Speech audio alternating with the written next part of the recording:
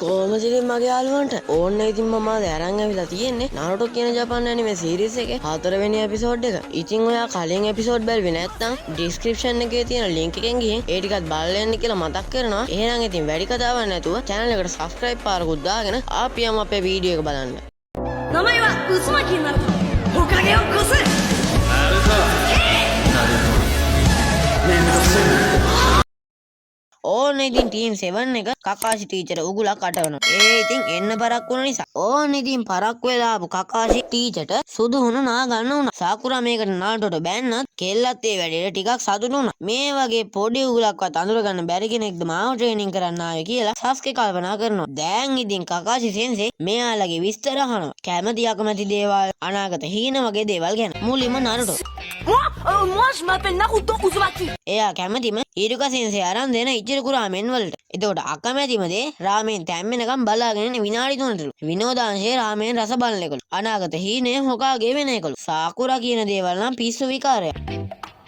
Ça dépend tellement de ඒ මොනවත් කියන්නේ නැහැ. එතකොට කකාගේ ටීචර් අකමැති මොනවද කියලා අහද්දී එක පාට්නම කියන්නේ නාරුටෝ කියලා. සාස්කේ නම් කියන්නේ එයාගේ අරමුණ, එයාගේ වංශය ගොඩනගන එක. වංශයේ අයව මාරපු කෙනාගෙන් පරිගන්න එකයි කියලා. දැන් කකාගේ ටීචර් මේගොල්ලන්ට අභ්‍යාසයක් දෙන්නයි හදන්නේ. ජීවත් වීමේ අභ්‍යාසය. කකාගේ ටීචර් කියනවා පාස් වෙච්ච 27 දෙනාගෙන් 9 දෙනාට නින්ජාවරු හැටියට පිළිගන්නේ. ෆේල් වීමේ සම්භාවිතාවය 66ක් හෝ ඊට වැඩි. නින්ජා ටූල් සෙට් එකත් අරගෙන හෙට උදේ 5ට හම්බෙමු කියලා කකාගේ ටීචර් යනවා. ඕන්න ඉතින් කට්ටිය මුදේ පාන්දරම නිදි කිරිකට ආවට කකාගේ ටීචර් නම් මෙද්දී හරියටම දවල් 12යි. ඉතින් එයා පොඩි බොරුවක් කියලා ෂේප් වෙනවා. කට්ටියට දැන් තියෙන්නේ දවල් 2 වෙන්න කලින් මේ බෙල් දෙක ගන්න එක. නාරුටෝ ඉතින් රෙඩි කියද්දිම ගිහින් කුණායි එකකින් ගැහුවා. අන්තිමේට උනේ මෙන්න මේ වැඩි.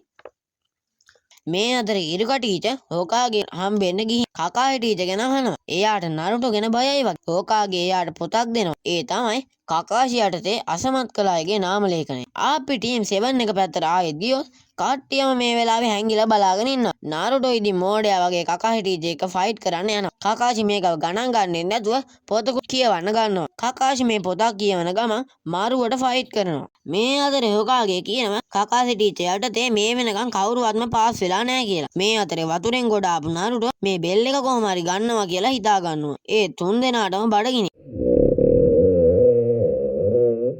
නාරුටෝ ෂැඩෝ ක්ලෝන් හදලා දුවගෙන එනවා. කකාෂි එක දිහා බලද්දි ඇත්ත නාරුටෝ පිටිපස්සෙන් ඇවි ප්‍රතිවාදී අර පිටිපස්සට එන්න දෙන්න හොඳ නෑ නේද සෙන්සේ කියලා කින්ඩියට වගේ අහනවා. නාරුටෝ කකාෂිට ගහනවා. ඒත් එතන ඉන්නේ නාරුටෝමයි. කකාෂි ටීචර් නෑ. සාස්කේ මේ වෙලාවේ ජුට්සුව පොඩ්ඩක් පැහැදිලි කරනවා. ඒක සබ්ටිටියුෂන් ජුට්සු. ඒ කියන්නේ ආදේශන ජුට්සු. ඒක පාවිච්චි කරන්නේ Tamanගේ ශරීරය වෙන වස්තුවක් හෝ සතෙක් විදිහට මාරු කරගන්න. එතකොට හතුරා හිතන්නේ එයා පහර දෙනවා කියලා. ඒත් ප්‍රතිවාදියා ආරක්ෂිතව තමයි ඉන්නේ. කකාෂි නාරුටෝට අහු වුණා වගේ ඉඳලා නාරුටෝගේ ක්ලෝන් එකක් එක්ක මාරු වෙලා. කොහොමද ඉතින් කොල්ලගේ මොලේ තිබ්බට වැඩක් නැහැ. වාසනාව නාරුටෝ ළඟ. කකාෂිගේ අතින් බේසනාව තිබිලා නැහැ වගේ නේද? සාස්කේ හැංගිලා කකාෂි කරන දේවල් ගැන හොඳට අහ ගහගෙන තමයි ඉන්නේ. කකාෂි සෙන්සේ ඇවිත් බෙල් එකක් අහුලගෙන නාරුටෝට කින්ඩියකුත් දාද්දි ඉතින් ඒත් එක්කම නාරුටෝ 4 වෙනි එපිසෝඩ් එක ඉවර වෙනවා.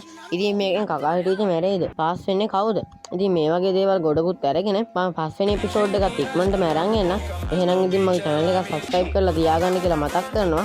හැමෝටම සවිනාරා.